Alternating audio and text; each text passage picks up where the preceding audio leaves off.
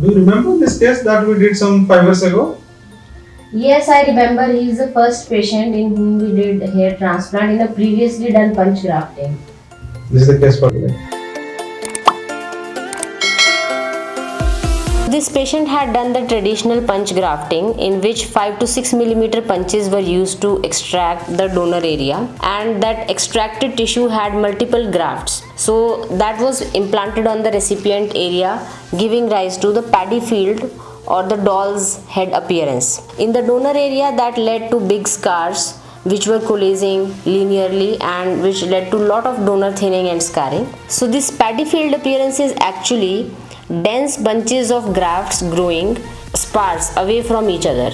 So we have one dense bunch of hair growing, and then there is a bald area, then again there is a thick dense bunch of hair growing, which looks very unnatural. He used to keep these hair long to hide the baldness to a great extent, but it used to look unnatural. After his first procedure of punch grafting, he continued to become bald and his baldness progressed almost up to grade 7.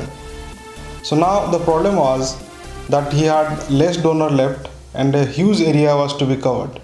And unfortunately, he had also big surface area on the head, and the challenge was to tackle how to balance between the donor and the recipient.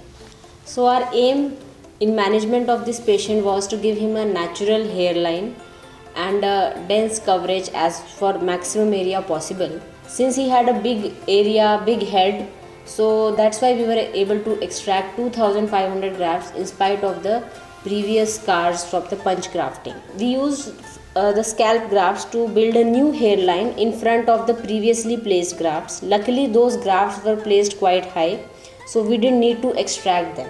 Thereafter, we mixed the scalp and beard well to cover the mid scalp and till the vertex transition point.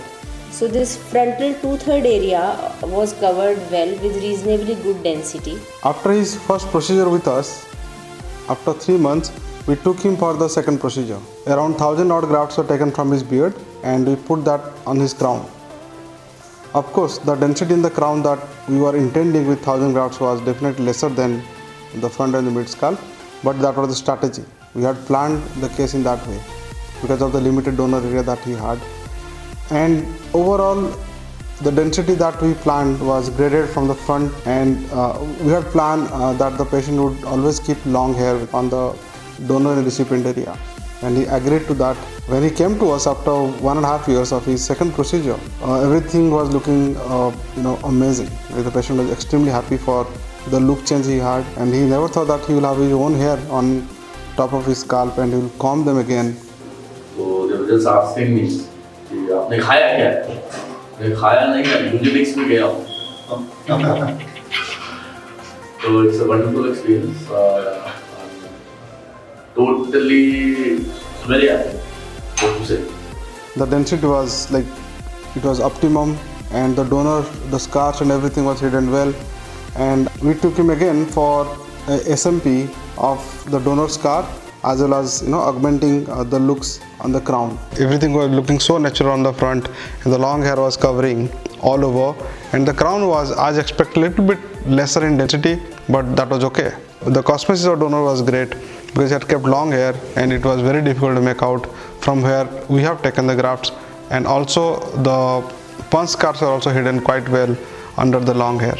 It was a great learning for us how to approach this kind of cases with limited donor area, and how to mix the beard and scalp well, and how to camouflage or how to create the illusion of density for the overall cosmesis of both donor and recipient. In spite of so much beard extraction, 3500 grafts over 2 sittings, he still had good beard and he could sport a nice dense beard even after that.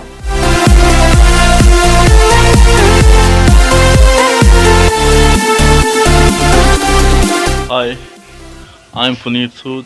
I had my hair transplantation done at the Eugenics by Dr. Sethi and Dr. Harika Bansal. It was a very good experience and I'm enjoying my hairstyle. I just love it. Thank you. Overall, the patient is extremely happy and he's a friend forever.